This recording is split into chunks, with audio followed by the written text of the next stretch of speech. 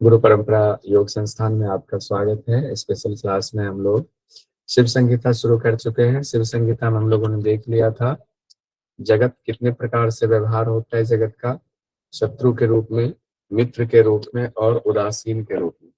अब इसके आगे जो हम लोग पढ़ने वाले हैं वो बहुत इंपॉर्टेंट है। जगत की उत्पत्ति कैसे हुई, सृष्टि की उत्पत्ति हम लोगों ने सिद्ध सिद्धांत पद्धति में पढ़ा हुआ है, बहुत विस्तार से बताया गया है।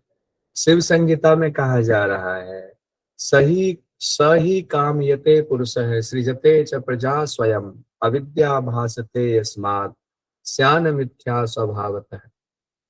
पुरुष जब कामना करते हैं उनकी कामना मात्र से ही वो स्वयं अपनी कामना मात्र से प्रजा को रचते हैं। सृजते च प्रजा, और कैसे होता है तो कामना हो गया तो अविद्या हो गया। कामना शब्द जैसे है वैसे अविद्या हो गया। तो ये अविद्या की वजह से ही संसार दिखता है। यह स्वाभाविक रूप से मिथ्या है, मिथ्या स्वभावतः है। अब कहा गया है कैसे, तो ये तो फिलॉसफी हुई। टू द पॉइंट, शुद्ध ब्रह्मत्व संबंधो अविद्या सहितो भवे ब्रह्म तेजो अस्तो याति यत आभासते नभः।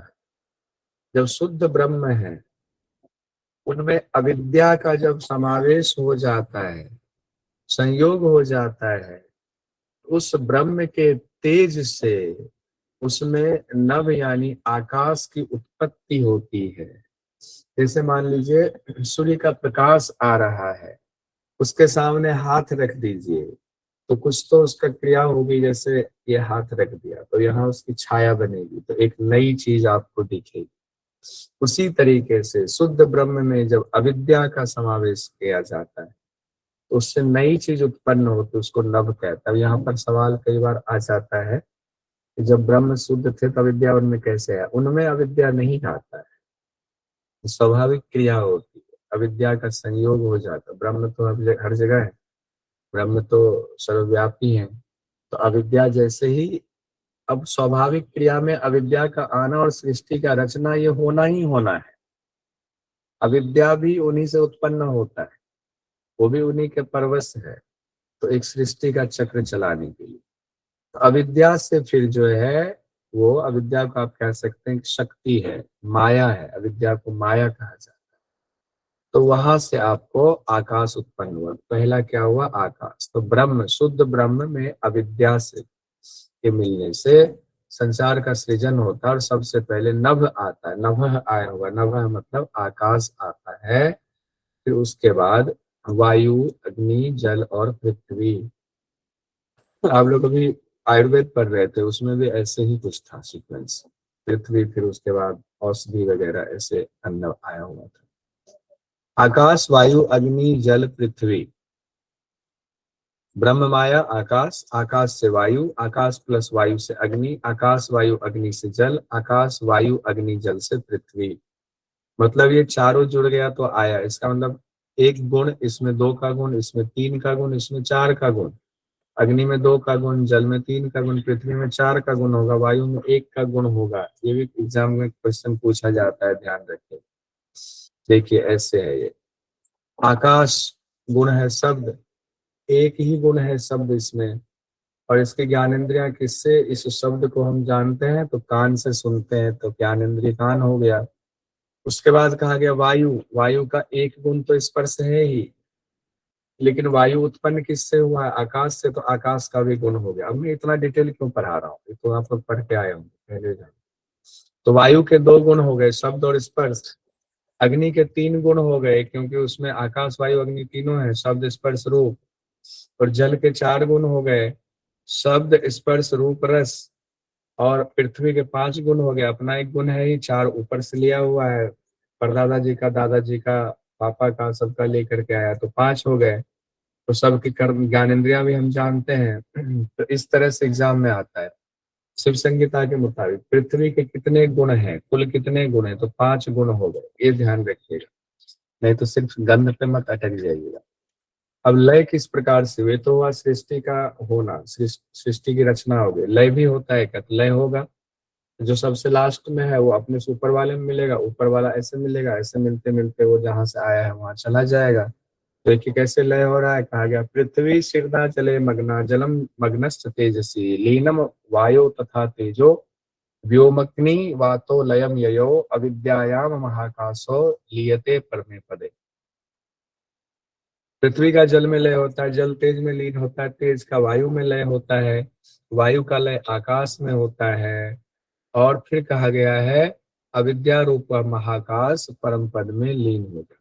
अविद्या रूपी वो महाकाश परम पद में लीन हो जाता है। तो ये भी पूछा जा सकता है, बहुत सिंपल है, इसमें कोई है नहीं कुछ। जिसने क्रम जान लिया वो नीचे से ऊपर उठा के ले जाए, वही लीन होने का क्रम हो गया। अब ये जो माया है, जो अविद्या कहा गया, जिसको माया कहा जाए, वो तीन प्रकार का होता है, त्रिगुणात्मक होता है। ये माया त्रिगुणात्मक है, विक्षेप और आवरण से युक्त है। विक्षेप और आवरण क्या होता है? आवरण मतलब होता है ढकना किसी चीज को, आवरण, प्रकाश पर आवरण डाल दीजिए। और विक्षेप होता है उस आवरण के बाद जो तरह तरह की चीजें दिखाई देने लगती है, विक्षेप हो गया। विक्षेप मतलब अलग अलग चीजें दिखाई देनी। आवरण ढकना, आवरण के बाद जो अलग अलग चीजें दिखाई देने वो हो गया विक्षेप। तो ये दुख स्वरूप होती हैं ये आवरण और विक्षेप। आवरण और विक्षेप होगा तभी जाकर के सृष्टि की रचना होगी। जड़ युक्त माया, इसको जड़ युक्त माया को जड़ कहा गया, यानी प्रकृति को जड़ कहा गया। माया से तात्पर्य प्रकृति से। और वो तीन गुणों वाली है, सत रज तम। और यहाँ से बहुत इंपॉर्टेंट है, क्वेश्चन कभी भी आ सकता है। तमो गुणाधिका विद्या या सा दुर्गा भवेत स्वयं ईश्वरस्तु उपहितम चैतन्यम तद उद्भूतम। अब देखिए ये बहुत इंपॉर्टेंट है। ये हो सकता है पूरा का पूरा मंत्र इंपॉर्टेंट आपको कहीं ना कहीं दे दे, कहाँ से लिया गया है। तो ये मंत्र इंपॉर्टेंट है, इस मंत्र को आपको पूरा कहीं लिख लीजिएगा, दो चार बार बोल लीजिएगा। नीतू जी हैं क्लास में जी, इसको नोट कर लीजिएगा, ये भी चैंट में करा दीजिएगा शिव संगीता का, ठीक है, जी इम्पोर्टेंट। इसमें क्या कहा जा रहा है, देखिए तीन गुण है, तमोगुण सतोगुण रजोगुण। तमोगुण रूपी विद्या दुर्गा स्वरूप कहा गया। तमोगुण दुर्गा स्वरूप, पहले गुण ही देख लेते। सतोगुण फिर है लक्ष्मी स्वरूप में कहा गया है। रजोगुण को सरस्वती स्वरूप में कहा गया है। रजोगुण विद्या से सरस्वती, सतोगुण लक्ष्मी से कहा गया है, ठीक है, ध्यान रखिए। तमोगुण दुर्गा, सतोगुण लक्ष्मी, रजोगुण सरस्वती। रजोगुण सरस्वती क्योंकि ब्रह्मा भगवान से सरस्वती जी को जोड़ते हैं, तो रजोगुण वहां से जोड़ लेंगे। अब देखिए उसके बाद उत्पत्ति कही जा रही है, जो कहा जा रहा है इसका सूक्ष्म अर्थ क्या है ये जानना बड़ा मुश्किल है। स्थूल हम लोग जानते हैं जितना लिखा हुआ है। कहा गया तमोगुणी जो विद्या है, माया है, दुर्गा स्वरूप है, और उनसे उत्पत्ति हो रही, ईश्वर की उत्पत्ति हो रही, चैतन्य स्वरूप ईश्वर की उत्पत्ति हो रही है। सतोगुणी जो विद्या है वो लक्ष्मी माँ से जुड़ा हुआ है, शक्ति, और चैतन्य रूप विष्णु को उत्पन्न करती हैं। और फिर आगे कहा गया रजोगुण में सरस्वती माँ का चैतन्य स्वरूप ब्रह्मा जी को उत्पन्न कर, चैतन्य स्वरूप ब्रह्मा जी को, याद रहेगा, याद करना है। इस तरह तीन गुण और उनके तीन शक्तियां, और इस तीन शक्तियों से चैतन्य आच्छादित होता है ईश्वर विष्णु और ब्रह्मा के रूप में। तो तीन गुण, तीन शक्ति, और तीन जो है उधर जो है देव भी कहे गए हैं, ईश्वर विष्णु और ब्रह्मा, तीन देव है।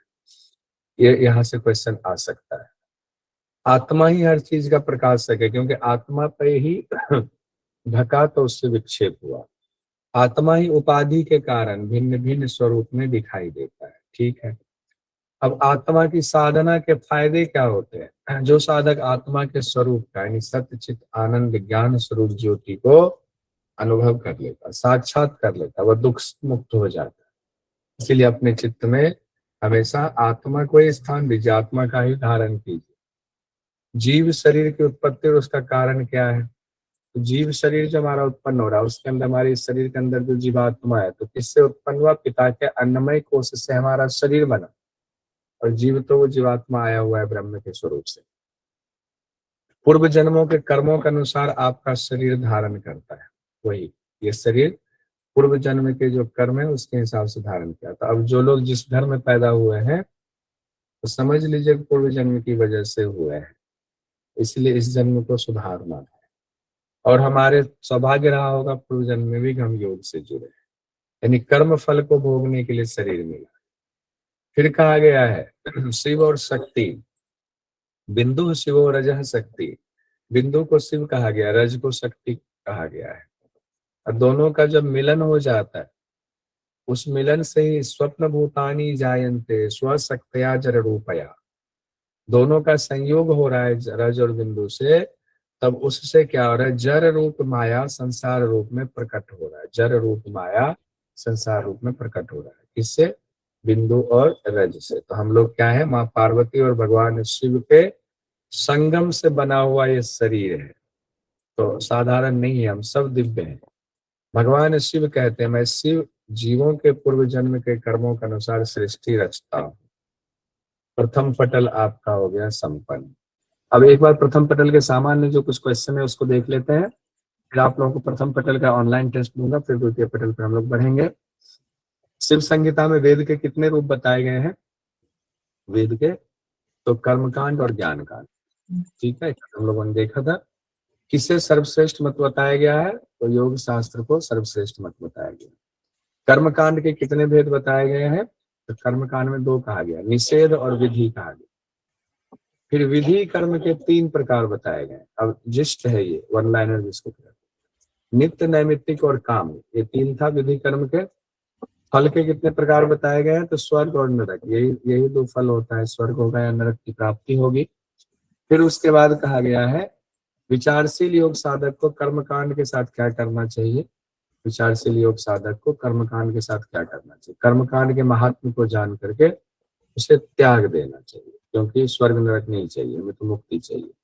शिव संहिता के अनुसार कौन असंख्य रूप में भाषित होता है, तो एक आत्मा या ब्रह्म जो है वही असंख्य रूप में भाषित होता है। ज्ञान से दुख का नाश होने पर क्या होता है, आत्मा आनंद स्वरूप बन जाता है। ज्ञान से दुख का नाश होने पर आत्मा आनंद स्वरूप बन जाता है। शिव संहिता में संसार के व्यवहार को कितने प्रकार का बताया गया है, 3, शत्रु मित्र और उदासीन, शत्रु मित्र और उदासीन। आत्मा और माया के संयोग से क्या होता है, संसार का सृजन होता है। आत्मा और माया के संयोग से संसार का सृजन होता है। ब्रह्म के तेज से कौन सा भूत उत्पन्न होता है, ब्रह्म के तेज से तो आकाश उत्पन्न होता है। पहला आकाश से, आकाश महाभूत का गुण क्या है, शब्द गुण है। आकाश से कौन सा भूत उत्पन्न होता है, वायु। वायु के कौन से कितने गुण हो जाएंगे, वायु के तो 2 हो जाएंगे, 2 गुण हो जाएंगे। पृथ्वी महाभूत कितने गुणों से संपन्न है, 5। जल महाभूत 4 गुणों से संपन्न है। अग्नि महाभूत 3 गुणों से संपन्न है। वायु महाभूत 2 गुणों से संपन्न है। रजोगुण से परिपूर्ण माया किस रूप में जानी जाती है, रजोगुण तो माँ सरस्वती वाला था, ब्रह्मा भगवान वाला। तमोगुण माँ दुर्गा को कहा गया। तमोगुण से परिपूर्ण माया किस रूप में जानी जाती है, दुर्गा के रूप में। और क्या किनकी जो है वहां उत्पत्ति हो रही है, ईश्वर की। फिर कहा गया सत्वगुण से परिपूर्ण माया किस रूप में जानी जाती है, लक्ष्मी, उत्पत्ति विष्णु भगवान। जीव पिता के किस कोष से शरीर धारण करता है, अन्नमय कोष से कहा गया। जीव बार बार क्यों जन्म लेता है, पूर्व जन्मों के फल को भोगने के लिए रखता है। पीछे के जो हमारे डिजायर रहे हैं वो डिजायर को पूर्ति करने के लिए भी हम आते हैं। प्रथम पटल संपन्न हो गया, द्वितीय पटल पर हम आएंगे, लेकिन उससे पहले ऑनलाइन टेस्ट फटाफट दे दीजिए तो प्रथम पटल का।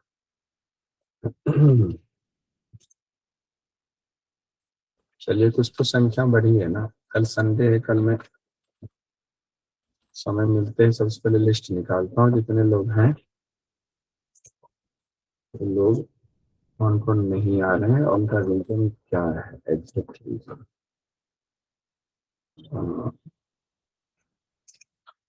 इसको भेजना है स्पेशली,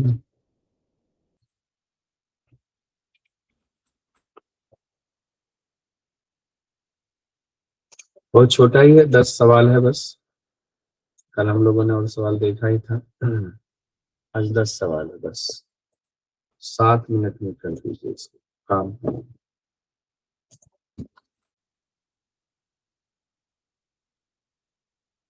रुचि जी का 10 में 10 सही, ठीक है।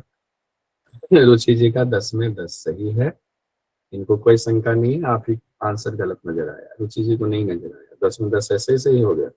स्वाति ठाकुर जी का 9 सही है, 1 गलत है। नंबर दे दिए हैं। शिव संगीता में लय का क्रम बताया गया, ये गलत हो गया। ठीक है, उसके बाद आ रहे डालमनी जी का 9 सही है, एक इनका गलत हुआ है। एक कौन सा गलत हुआ है? पृथ्वी महाभूत कितने गुणों से संपन्न है? प्रतिमा रानी जी का 8 सही है, आपके उस पर भी आ जाएंगे। सोनिका शर्मा जी का 9 सही है, 10 में से। प्रीति जी पर आ रहे, प्रीति जी बहुत परेशान है। 9 सही है आपका। आइए दूसरे में आते, कहाँ दूसरा सही तो है आपका, देखिए स्क्रीन पर सही तो है दूसरा, आपने तीसरा लगाया है, ठीक है ना। आइए, आपका चौथा गलत हुआ है। माया के कितने गुण बताए गए? माया के 3 है, 17 ये गलती से गलत हो गया। ये गलत हुआ ना, तो एक ही तो गलत हुआ आपका, तो आप खामखा दूसरे नंबर के। आइए, कविता जी का 10 में 10 सही है। हैप्पी के नाम से प्रियंका जी का 10 में 10 सही है। आरजू जी का भी 10 में 10 सही है। देखिए, भारती कोरे जी का 7 सही है। स्वाति नरखेड़े जी का एक गलत हो गया। देव जी का, बहुत ज्ञान बांच रहे हो, बहुत ज्ञान बांच रहे। ये क्यों गलत हुआ बताइए? इसकी उत्पत्ति शिव अविद्या संयोग से। तो क्वेश्चन सर गलत इनका हो गया। हैं? दिमाग बताइए। घूम गया था सर ये इनका, वही ईमानदारी का टेस्ट है सर, ये ईमानदारी का टेस्ट है सर। ईमानदारी का है, जो आते हैं वो ईमानदारी से आते हैं।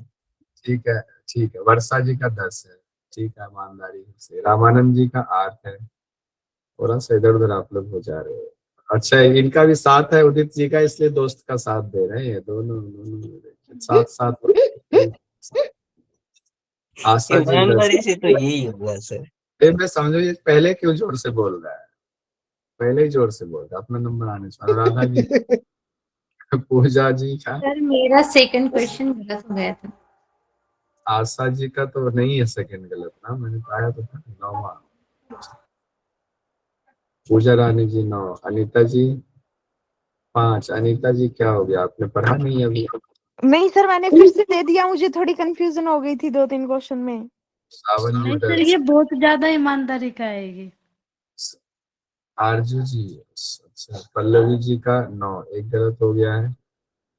शर्मा निशा शर्मा जी 8, 2 गलत हो गया है। वंदना जी का 10 सही है। कविता धनखड़ जी, कविता जी कहाँ चले गए आप? सर सॉरी, वो मैंने ज्यादा ईमानदारी से टेस्ट दिया है। मतलब कहने क्या मतलब है कि अब तक आप बेईमानी से टेस्ट देते थे, ये बताइए। मतलब सर मैं बिल्कुल नहीं पढ़ी थी, इसलिए ज्यादा ईमानदारी दिखा रही। लोग ढोल सही बजा रहे पकड़ रहे ईमानदार। हैं सर, सही मैं पकड़ बड़ा रहे हैं। ईमानदार, मैं बड़ा ईमानदार हूँ, मतलब गजब बात है। आज सब लोग ईमानदारी का सर्टिफिकेट क्यों देने लगे जा रहे हैं, मुझे समझ नहीं। आरती लोधी जी 7, गजब बात है, मैं पहली बार देखा है इतना ईमानदारी का ढोल बजा रहे हैं। ऐसी कैसे ईमानदारी? 3 दिन पहले मैंने जो पीडीएफ दिया हुआ नहीं पढ़ पा रहे तो इसमें ईमानदारी नहीं, बहुत बड़ी बेईमानी है। आप लोग बेईमानी से पढ़ाई कर रहे हो। वह प्रथम पटल हो गया, द्वितीय पटल में जाते हैं। द्वितीय पटल में क्या है? शरीर की तुलना ब्रह्मांड से की गई है। तो शरीर में मेरुदंड का बड़ा स्थान बताया गया है। चंद्रमा के 16 कला, सूर्य की 12 कला की चर्चा है। और 14 मुख्य नारियां आप कह सकते हैं। एक चित्रा नारी अलग से है, तो 15 नारियों की चर्चा हो गई। सुषुम्ना के 5 स्थान की भी चर्चा है। तो हम लोग आइए देखते हैं अब उसको, बड़ी ईमानदारी से देखिएगा। टेस्ट आप लोगों ने ईमानदारी से देखा, नोट्स आप लोगों ने ईमानदारी से नहीं पढ़ा, और क्लास में जो भी मैंने पढ़ाया वो भी ईमानदारी से नहीं पढ़ा। काश ये ईमानदारी से पढ़ लिए होते तो ये कहने की जरूरत नहीं पड़ती, हमने टेस्ट बड़ी ईमानदारी से दिया। बस अफसोस इसी बात का। तो आपने टेस्ट ईमानदारी से दिया, पढ़ाई ईमानदारी से नहीं दी। आइए शुरू करते हैं। पहले से 5वें श्लोक तक शरीर की तुलना ब्रह्मांड से की गई है। शरीर में 7 द्वीप से युक्त मेरु स्थान, मेरु स्थान में 7 द्वीप बताए गए, और नदियां, समंदर, पर्वत, क्षेत्रों के स्वामी, ऋषि मुनि, सभी ग्रह, नक्षत्र, तीर्थ, उनके स्थान, पीठों के देवता भी मौजूद हैं इसी शरीर में। ये सारी बातें कही गई। मेरु कहा गया इसको, मेरु युक्त मेरु। 7 द्वीप कहाँ पर है? मेरु में। आइए आगे बढ़ते हैं। सृष्टि और संहार करने वाले सूर्य चंद्रमा इसमें भ्रमण करते हैं, इसी शरीर में सूर्य और चंद्रमा भी। नभ यानी आकाश, वायु, अग्नि, जल, पृथ्वी भी मौजूद है इसी शरीर में। जितना देखिए शिव सिद्धांत पद्धति में जितना डिटेल बताया गया उतना डिटेल नहीं बताया, लेकिन जो बताया गया वो भी इम्पोर्टेंट है। इस शरीर में मौजूद सारे स्थान को जो जानता है और अनुभव कर लेता है, यानी साक्षात कर लेता है, वही योगी है। अब उसके बाद चंद्रमा और सूर्य की बात आती है, तो चंद्रमंडल से अमृत का स्राव होता है, इसका वर्णन है।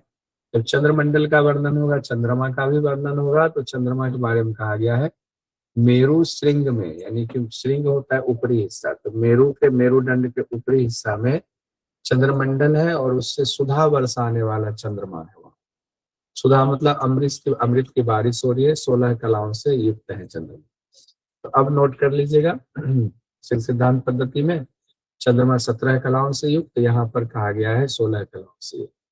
एक कंफ्यूजन होती कैवल्य धाम की पुस्तक में और चौखंबा प्रकाशन की पुस्तक से जब हम लोग कंपैरिजन करते हैं, एक शब्द आया हुआ है उसी में मंत्र में है द्विर अष्टकला, द्विर अष्टकला आया हुआ है शब्द। तो अष्टकला है ना, तो कई जगहों पे लिख दिया गया 8 ही कला है, लेकिन द्वि शब्द आया है द्विर अष्टकला, तो 8 8 2 बार हुआ तो 16 कला हुआ, ये कैवल्य धाम में कहा गया था। लेकिन चौखंबा प्रकाशन में लिखा हुआ है अष्टकला युक्त है, वहां द्विर शब्द नहीं लिखा हुआ है। चौखंबा प्रकाशन की किताब में मैंने देखा अष्टकला युक्त है, उसमें 8 कला से युक्त है। तो किन्हीं के पास अगर सिर्फ चौखंबा प्रकाशन का है तो कंफ्यूज हो जाएंगे कि हमने तो इसमें 8 ही पढ़ा हुआ, 8 ही है मंत्र, इसलिए मैंने दोनों यहाँ लिख दिया, तो आपको कंफ्यूजन नहीं होगी। 16 कला ही एग्जाम की दृष्टि से कीजिएगा, बाद में चैलेंज करने के लिए आपको जो करना कर सकते हैं। नीचे की ओर मुख वाले चंद्रमा दिन रात अमृत की बारिश करते रहते हैं और वह अमृत 2 भागों में विभक्त होकर सूक्ष्मता को प्राप्त होता है, यानी पूरे शरीर में फैलता है। यह अमृत इरा मार्ग से मंदाकिनी के जल के समान पूरे शरीर में प्रवाहित होता है, जिससे हमारे देह का पोषण होता है। ध्यान रखिए, इस मार्ग से इरा को चंद्रमा कहा जाता है, चंद्रमा का द्योतक है इरा के लिए अब यहाँ से क्वेश्चन बन जाएगा, मंदाकिनी किसके जल के समान तुलना की, मंदाकिनी के जल के समान तुलना की गई है, कौन सी नाड़ी के लिए कहा गया? इरा हुआ मंदाकिनी का जल। मंदाकिनी उससे क्या होता है? देह का पोषण होता है, इंपॉर्टेंट है, देह का पोषण हो रहा है। फिर कहा गया शुद्ध दुग्ध के समान चंद्रमंडल से हठ पूर्वक अमृत श्राव होता है, जो सृष्टि सृजन के लिए मेरु पर गमन करता है। मेरु मतलब रीढ़ की हड्डी पर गमन करता है। किसके लिए? सृष्टि सृजन के लिए। सृष्टि सृजन के लिए कौन गमन करता है? यही अमृत गमन करता है, यही सुधा गमन करता है। इसके समान शुद्ध दुग्ध के समान गमन करता है। इसके लिए देखिए मंत्र भी दिया गया है, मेरु मूले स्थित है सूर्य कला द्वादश संयुक्त दक्षिण पथी रश्मिर्भिव ऊर्ध्वम प्रजापति। अब मेरु के दंड के मूल में सूर्य का स्थान है। अब मेरु पर एक तो कहा गया इरा से गमन करता है, तो शरीर की पुष्टि करता है, पर एक मेरु में से गमन करता है। मेरु से गमन कर रहा है तो मेरु के दंड के मूल में सूर्य का स्थान बताया गया है, और सूर्य कहा गया 12 कला से युक्त है, द्वादश संयुक्त है कहा गया है। वह अपनी प्रजापति किरणों के द्वारा दक्षिण पथ से ऊपर की ओर गमन करता है। अब ध्यान रखिएगा, पिंगला के लिए क्या शब्द इस्तेमाल किया जाता है? सूर्य। कहा गया है कि ऊपर मेरु के ऊपर में चंद्रमा है, मेरु के नीचे में सूर्य है। यहाँ इस तरह से समझ, मेरुदंड के ऊपर में चंद्रमा, मेरुदंड के नीचे में सूर्य। चंद्रमा जो है वो उसका अधिकतर हिस्सा क्या है? इरा से पूरे शरीर में फैल रहा है, पोषण कर रहा है पूरे शरीर का। और जो सूर्य है वो सूर्य की जो प्रभा है, सूर्य की जो किरणें हैं, उनकी किरणें कहाँ से आगे बढ़ रही हैं? दक्षिण पथ से, पिंगला मार्ग से ऊपर की ओर गमन कर रही है, और ये नीचे की ओर गमन कर रही है। ऐसे गमन हो रहा है। यहाँ पर जो कहा जा रहा है हम लोग उसी को देख रहे हैं। ठीक है, इतना हम लोगों ने देख लिया। अब देखिए सूर्य की रश्मियां अमृत और धातुओं को ग्रस लेता है और वायुमंडल के साथ पूरे शरीर में वह भ्रमण करता है। अब सूर्य की जो रश्मियां है वो क्या करता है? क्योंकि मेरु में भी आ रहा है दुग्ध के समान वो अमृत, उनको ग्रस लेता है, धातुओं को ग्रास बना लेता है, उसको अपने में समाहित करता है, और वायुमंडल के साथ में यानी वायु के साथ में पूरे शरीर में, विग्रह इस्तेमाल किया गया है, भ्रमण करता है। ठीक है, ये पिंगला के लिए कहा गया, सूर्य के लिए कहा गया। इतनी बात यहाँ पर कही गई। अब यहाँ नारियों की चर्चा आ जाती है। 15 नारियों की चर्चा, इसमें पहले 14 नारी प्रधान बताएगा, फिर एक नारी आएगी चित्रा नारी। देखिए क्या कहा जा रहा है, श्लोक संख्या 13वें से 20वें तक में कहा जा रहा है। साध लक्ष्य त्रयम नाड्य है संति देहांतरे निणा प्रधान भूता नाड्य अस्तु तासु मुख्य चतुर्दश है। तो मनुष्य शरीर में 3.5 लाख नाड़ियां बताई गई हैं, नोट कर दी। वैसे 72,000 नाड़ी हम लोग पढ़ते हैं, 72,000 नाड़ियों की चर्चा है अभी तक जितने ग्रंथ पढ़े हैं। यहाँ 3.5 लाख नाड़ियां बताई गई है, एग्जाम के लिए महत्वपूर्ण हो गया। शिव संहिता में कितनी नाड़ियां हैं, तो 3.5 लाख नाड़ियां। उनमें भी कहा गया मुख्य जो है चतुर्दश है, 14 जो है तो प्रधान नाड़ी। फिर उसके नाम भी बताए गए, सुषुम्ना, इड़ा, पिंगला। पहले सुषुम्ना ही है, फिर इड़ा और पिंगला, फिर गांधारी, हस्तजिह्वा, कुहू, सरस्वती, पूषा, शंखनी, पयस्विनी, वारुणी, अलम्बुसा, विश्वोदरी और लास्ट में यशस्विनी। अलग अलग नाम भी इसमें कुछ है जो आपको एग्जाम के लिए महत्वपूर्ण होगा। यहाँ तक तो कोई इम्पोर्टेंट नहीं है, देखिए 9 तक तो कोई इम्पोर्टेंट नहीं है क्योंकि ये सब नाम हम पहले से जानते हैं बहुत ग्रंथों। इसमें पयस्विनी भी है, पयस्विनी हो गया, वारुणी हो गया, अलम्बुसा हम लोग पहले से जानते हैं, अलम्बुसा, फिर विश्वोदरी, फिर यशस्विनी है। तो यहाँ से 9 के बाद याद कर, 9 के बाद 10वां, 11वां, 12वां, 13वां, 14वां, पयस्विनी, वारुणी, अलम्बुसा, विश्वोदरी, यशस्विनी, पयस्विनी, वारुणी, अलम्बुसा, विश्वोदरी, यशस्विनी। सीक्वेंस में करने, हाँ बिल्कुल सीक्वेंस में करने। एक इसका टेबल बना के सब भेजिएगा। अभी तक जितने ग्रंथ पढ़े हैं उसमें जितनी नारियों की चर्चा है उसका मुझे ग्रंथ का नाम नारी, ग्रंथ का नाम नारी सीक्वेंस में चाहिए, उसका टेबल बना करके सभी लोगों को भेजना है। अभी तक जितने ग्रंथ पढ़े इसमें कितना है नाम के साथ भेजना है, तब आपको होमवर्क भी हो जाएगा और आप करके भेज भी देंगे। इड़ा, पिंगला, सुषुम्ना इन 3 में भी प्रमुख है। और एक और नारी आएगी अभी, चित्रा नारी, जिसकी चर्चा 14 के अलावे 15 में कहा गया। तीनों में सुषुम्ना प्रमुख है, इड़ा, पिंगला, सुषुम्ना है, उसका सुषुम्ना प्रमुख है। सुषुम्ना को योगी बल्लभा कहा गया है, योगियों को प्रिय है सुषुम्ना नारी। तीनों नारियां सोम, सूर्य और अग्नि स्वरूपा है, सोम, सूर्य और अग्नि स्वरूपा है।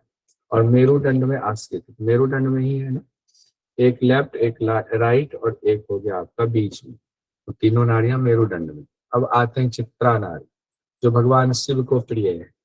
तासाम मध्ये गता नारी चित्रा सामं बल्लभा ब्रह्मरंध्रश्च तत्रैव सूक्ष्मात् सूक्ष्मतरम शुभम। इनके मध्य में यानी इड़ा, पिंगला, सुषुम्ना के भी मध्य में चित्रा नारी गई हुई है, जो भगवान शिव कहते हैं खुद के लिए कि ये मम वल्लभा, मुझे प्रिय है। कौन सी? चित्रा नारी मुझे प्रिय है, चित्रा नारी। भगवान शिव की प्रिय नारी कौन सी हो गई? चित्रा नारी। उसी चित्रा नारी में सूक्ष्म से भी सूक्ष्म और शुभ ब्रह्मरंध्र मौजूद है। देखिए ब्रह्मरंध्र के बारे में यहाँ पर पूर्ण व्याख्या आई हुई एक तरीके से ब्रह्मरंध्र के बारे में। स्थान इड़ा, पिंगला, सुषुम्ना, सुषुम्ना बीच में, सुषुम्ना के भी अंदर चित्रा और चित्रा के भी अंदर ब्रह्मरंध्र मौजूद है, जो शुभ है, शुभ ब्रह्मरंध्र मौजूद है, अति सूक्ष्म से भी सूक्ष्म है। फिर देखिए सुषुम्ना के मध्य चित्रा नारी विचरण करती है, जो 5 वर्णों से युक्त है और शुद्ध है। आ सकता है कितने वर्णों से युक्त कहा गया है चित्रा नारी को? कितने वर्णों से युक्त हुआ? 5 वर्णों से युक्त है। कौन? चित्रा नारी। ये इंपॉर्टेंट है, इसको नोट कीजिएगा। चित्रा नारी 5 वर्णों से युक्त है, बहुत इंपॉर्टेंट, अभी तक नहीं पूछा गया है, पूछा जा सकता है कभी भी, तो ये मत कहिएगा। 1 लाइनर में उदित जी फटाफट 1 लाइनर बनाते हैं। कल जो 1 लाइनर करा रहे थे अच्छा करा रहे, पता नहीं क्यों आप लोग चले गए, बहुत सारे लोग चले गए, फिर लास्ट में बचे सिर्फ 18 लोग बचे थे। क्यों जो है करना नहीं चाहते? ऐसा था नहीं समय बर्बाद कर रहे, तो मैं पूरा सुन रहा था। 1-2 क्वेश्चन पूछने में भले ही शब्दों का फेर वो हो रहा था कि खींचरी मुद्रा के दौरान बिंदु का पतन हो तो किस मुद्रा से ऊपर खींचेंगे, वो उनको बोलने में थोड़ा सा हो गया था। लेकिन क्वेश्चन तो अच्छा 1 लाइनर बनाया था, तो रुकना चाहिए था सब लोगों, उससे आपका रिवीजन हो गया। जो लोग रुके थे उनका हाथ पर जो 5 वर्णों से युक्त है। कौन? चित्रा नारी। 1 लाइनर लिखिए। चित्रा नारी को शरीर की उपाधि रूपा कहा गया है। देहस्य उपाधि रूपा सा सुषुम्ना मध्य रूपिणी। ये भी इंपॉर्टेंट है, नोट कर लीजिए। शरीर की उपाधि किस नारी को कहा गया? चित्रा नारी को एग्जाम में पूछा जा चुका, और ये हो सकता है पूछा जाए 5 वर्णों से युक्त। पंचवर्णोज्ज्वला शुद्धा सुषुम्ना मध्यचारिणी। चित्रा नारी को अमृत स्वरूप दिव्य मार्ग कहा गया है, जो आनंददायक है। चित्रा नारी को इसके ध्यान मात्र से ही योगिंद्रों का पाप नाश हो जाता है, योगिंद्रों का पाप नष्ट हो जाता है। किस नारी के ध्यान मात्र से ही पाप नष्ट होता है? चित्रा नारी के ध्यान मात्र से ही पाप नष्ट हो जाता है। यहाँ 2 नारी आई थी, योगी वल्लभा में आया सुषुम्ना नारी, अम्मम वल्लभा में आया चित्रा नारी। फिर आया चंद्रमा की 16 कलाएं, सूर्य की 12 कलाएं। जैसे हम लोग जानते हैं भगवान कृष्ण को 16 कला युक्त कहा जाता है, भगवान राम को 12 कला युक्त ऐसे कहा जाता है। चलिए, तो एक्स्ट्रा इन्फो था। फिर यहाँ पर आते हैं हम लोग मूलाधार चक्र की चर्चा। वैसे ध्यान रखिएगा, जो चक्रों की चर्चा विस्तृत रूप से है वो पंचम पटल में है। क्लियर है? कंफ्यूज नहीं होंगे, बीच में जानना चाहिए। 5 चक्र, उनके सिद्ध, उनके अधिष्ठात्री देव, वो सारी चर्चा आपको, उनके बीज मंत्र, जो इस बार बीज मंत्र पूछा गया था मणिपुर चक्र के बीज मंत्र, वो सब 5वें में है, पंचम पटल में। लेकिन यहाँ पर द्वितीय पटल में भी आपको मूलाधार के बारे में चर्चा है। स्थान बताया, गुदा मार्ग से 2 अंगुल ऊपर, मेढ्र से 2 अंगुल नीचे। क्या है? गुदा मार्ग से 2 अंगुल ऊपर, मेढ्र से 2 अंगुल नीचे, 4 अंगुल विस्तार वाला आधार चक्र कहा गया। तो ये एग्जाम में पूछा जा सकता है, इसको 1 लाइनर में नोट कीजिए। और ये भी नोट कर लीजिएगा किस पटल में है, ये भी नोट कीजिएगा। आधार चक्र की चर्चा किस पटल में है? द्वितीय पटल में है। क्या बताया गया है? स्थान और उसके आकार के बारे में, विस्तार के बारे में। गुदा से 2 अंगुल ऊपर, मेढ्र से 2 अंगुल नीचे, 4 अंगुल विस्तार वाला आधार चक्र। और उस आधार कमल में योनि स्थान है, त्रिकोण योनि स्थान है, त्रिकोण आकार वाली योनि स्थान। देखिए, अब ये भी इंपॉर्टेंट हो गया। त्रिकोण आधार आकार वाली योनि है, जो समस्त तंत्र में गोपनीय है, जो समस्त तंत्र में गोपनीय है। मूलाधार चक्र का स्थान कौन सा है? गुदा से 2 अंगुल ऊपर, मेढ्र से 2 अंगुल नीचे, 4 अंगुल विस्तार वाला। समस्त तंत्रों में गोपनीय किसे कहा गया है? मूलाधार चक्र में मौजूद त्रिकोणाकार योनि को कहा गया। अब इससे स्थिर, इससे एक एक चीज को अलग अलग करके और क्या पढ़ा है? फिर भी कहेंगे बड़ी ईमानदारी से ऑनलाइन टेस्ट दिया। अगर कल कोई बोले ना, तो जो बोलेंगे नाम नोट करूंगा उनकी ईमानदारी का। ईमानदारी ये यहाँ पढ़ने में ईमानदारी नहीं है, ऑनलाइन टेस्ट देने में हमने ईमानदारी दी। अच्छा, कल पकड़ता हूँ सब ईमानदार वाले। कल तो है ही नहीं क्लास, परसों पकड़ेंगे। अब 23वें श्लोक में कुंडलिनी की चर्चा है। कितने प्रेम से, मासूम भाव से कहे, बहुत ईमानदारी से दिया। एक ने बोला, फिर तो सबने पूछ पकड़ लिया है कि आगे बढ़ गए। उसी त्रिकोणाकार योनि में विद्युत लता के समान कुंडलिनी पर देवता मौजूद है। देखिए, त्रिकोणाकार योनि में कुंडलिनी पर देवता मौजूद, कुंडली है, कुंडलिनी जागरण कीजिए। और कितना फेरा लगाए हुए हैं? 3.5 फेरा लपेटे हुए कुंडलिनी सुषुम्ना मार्ग में स्थित है। कुंडलिनी के लिए दूसरे नाम का भी इस्तेमाल किया गया है, विद्युत लता, पर देवता स्वरूप और भाग्य देवी कहा गया। एक एक चीज इंपॉर्टेंट जितना है सब हमने यहाँ पर लिख दिया हुआ। विद्युत लता, पर देवता स्वरूप, वाग देवी। कुंडलिनी हमेशा निर्माण के कार्य में लगी रहती है। तो जो लोग निर्माण में एकदम नई नई चीजें करने में लगे ना, सोचिए कुंडलिनी करा रही है। और जागी हुई कुंडलिनी नहीं, सोई हुई कुंडलिनी करा रही है। वाणियों का उच्चारण कराने वाली वाग देवी होती है। और कुंडलिनी को देवता लोग सदा नमस्कार करते हैं। नमस्कार किनको करते हैं? कुंडलिनी को करते हैं, और सबके पास मौजूद। देखिए, अब यहाँ पर देखिए, इड़ा पिंगला के मध्य सुषुम्ना है नारी, जिसमें 6 स्थानों पर 6 शक्तियां और 6 पद्म है। चक्रों की चर्चा हो रही है। अब ये कंफ्यूज नहीं होंगे, यहाँ 2 चीजें इसलिए। तस्वीर बन गई, इड़ा पिंगला देख लिया आपने, right side Pingala, left side Ida, बीच में सुषुम्ना हो गया आपका। उसमें 6 स्थान है, 6 स्थान, 6 शक्तियां और 6 पद्म है। सुषुम्ना में 6 स्थान, सुषुम्ना के 5 स्थान। यहीं से कंफ्यूजन हो जाएगा कि सुषुम्ना के कितने स्थान है? 5। सुषुम्ना में कितने स्थान है? 6। अब क्लियर हो गया ना? क्वेश्चन आएगा तो देखिएगा, आया हुआ था ये क्वेश्चन। अब यहाँ देखिए इसमें मन इरा वाम भाग में स्थित है, सुषुम्ना से लिपटकर बाई नासापुट में गई हुई है, ठीक है, हम लोग जानते हैं पहले से। पिंगला नाड़ी दाएं मार्ग में स्थित है, सुषुम्ना से लिपट करके दाएं नासिका पुट में गई हुई है, ठीक है। पिंगला इरा तो हाँ, इधर पिंगला इधर इरा है, दोनों के मध्य में सुषुम्ना नाड़ी है, दोनों के बीच में। अब सुषुम्ना नाड़ी दिखती नहीं है, कितना भी खोजेंगे। जिसमें 6 स्थानों पर 6 शक्तियां 6 पद में, जिसमें शब्द आया, जिसमें 6 स्थानों पर 6 शक्तियां 6 पद में, जिसमें और जिसके का फर्क हो जाएगा तो होगा। अभी जो ईमानदारी से पढ़ रहे हैं, ये सवाल जिनका गलत हुआ तो उनकी ईमानदारी का लिटमस टेस्ट हो जाएगा। अब अगला ही क्वेश्चन है, अगला ही मंत्र है 28वें नंबर। पंच स्थानम सुषुम्नाया नमानि सुर बहुर्नी प्रयोजन वसात्तानि ज्ञातव्यानि ही शास्त्रतः। सुषुम्ना नारी के 5 स्थान है, के शब्द को हाईलाइट करें। सुषुम्ना नारी के 5 स्थान है और बहुत से नाम हैं, प्रयोजन बस यहाँ शास्त्र से उसे जान लेना चाहिए, बस इतना ही कहा है। तो शिव संहिता में सुषुम्ना के कितने स्थान हैं? 5 स्थान। और यही नीचे लिख दें शिव संहिता में अंदर 6 स्थान है।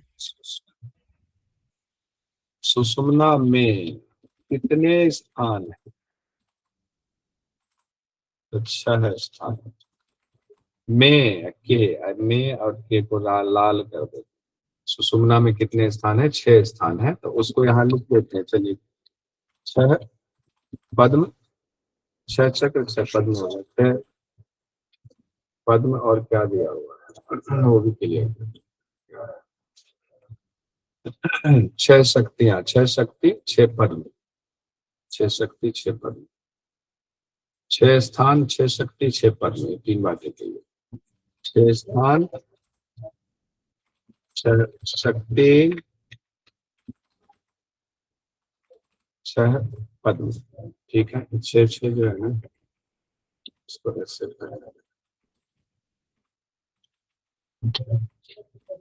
6 पद्म, ठीक है। अब ये तो कंफ्यूज नहीं होंगे ना। अब नारियों की उत्पत्ति की चर्चा की गई है। नारियां मूलाधार से उठी है, मूलाधार का बता दिया गया।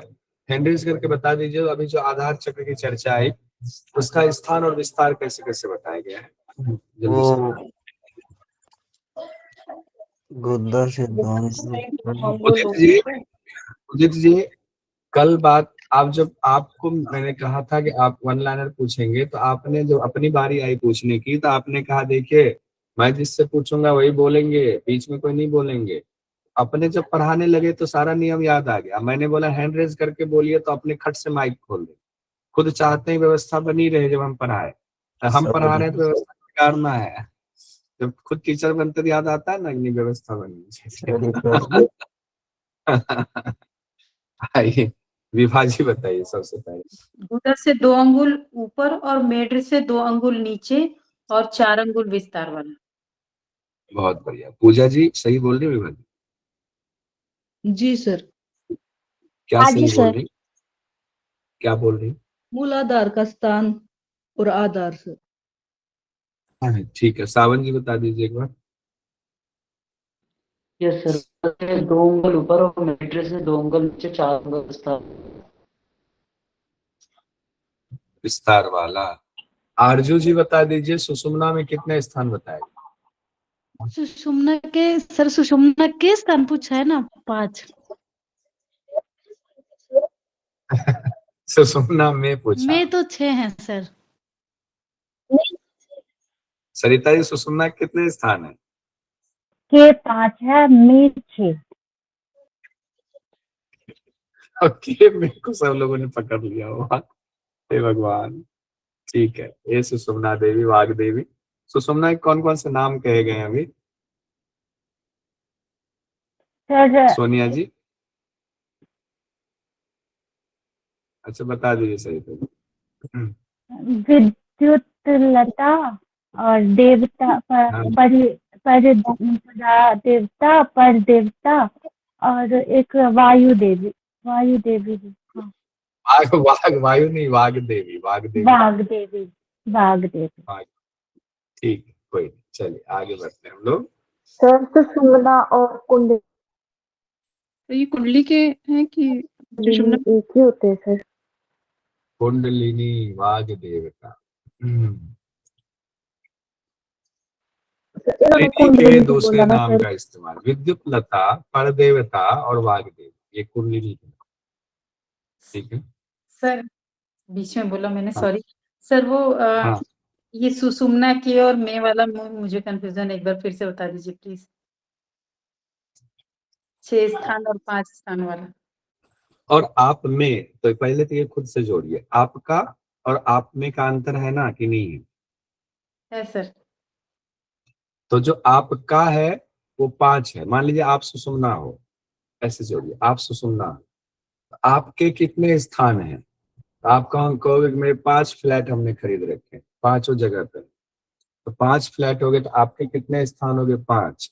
एक मायका हो गया, एक ससुराल हो गया, एक 3 बेटे बच्चे होंगे तो उनके 3 जगह हो गए, इतने जगह 5 जगह हो गए, ऐसे समझिए। और कोई पूछे आप में कितने स्थान है, तो आप कहोगे मेरे अंदर तो 6 चक्र हैं, 6 चक्रों पर 6 पद्म हो गए, 6 कमल हो गए, तो आपके अंदर 6 स्थान हो गए और आपका 5 स्थान हो गए, ऐसे। तो सुषुम्ना का 5 स्थान, सुषुम्ना में 6 स्थान हो गए। Clear? Okay sir, thank you. ठीक, आगे बात करेंगे। हाँ पूछिए। जी सर, इसमें एक थोड़ा सा बस ये ऐड करना चाह रहे थे कि जहाँ पे एड़ा पिंगला काटती है सुषुम्ना में, वो 6 स्थान हो जा रहे हैं, और सुषुम्ना एड़ा पिंगला के काटने से जो एक घर बन रहा है, उनका एक वो बन रहा है, वो 5 स्थान हो गए, वो सुषुम्ना के हो गए, है ना? अब ये विस्तार में नहीं बता सकता क्योंकि मुझे नहीं पता है, सच बताऊं, क्योंकि इसमें लिखा नहीं है। नहीं, आपने जो आपने जो हाँ, वो कहा जाता है, व्याख्या ऐसे ही की जाती है, आप सही कह रहे हो, व्याख्या ऐसे की जाती है, लेकिन क्या है कि उसको कैसे कहेंगे किसी संगीता जोड़ करके, तो इसलिए मैं चुप हो गया उसको। ये व्याख्या हम कह सकते हैं। जी, हमने इस तरह से कोशिश की है। ठीक है, बहुत सुंदर। ऐसे ही सब लोग जिज्ञासा जब जगाएंगे करेंगे तो इसका मतलब इंटरेस्ट है, तभी ये सब चीजें आती है, बिना इंटरेस्ट नहीं आती। अब हम लोग नारियों की उत्पत्ति देख रहे हैं, तो नारियां मूलाधार से उठी हैं। यहाँ से ये नारियां जिह्वा में मेढ, नयन, पाद अंगुष्ठ, कान, कुक्षी, कक्ष, अंगुष्ठ, पायु सहित सभी अंगों में गई है।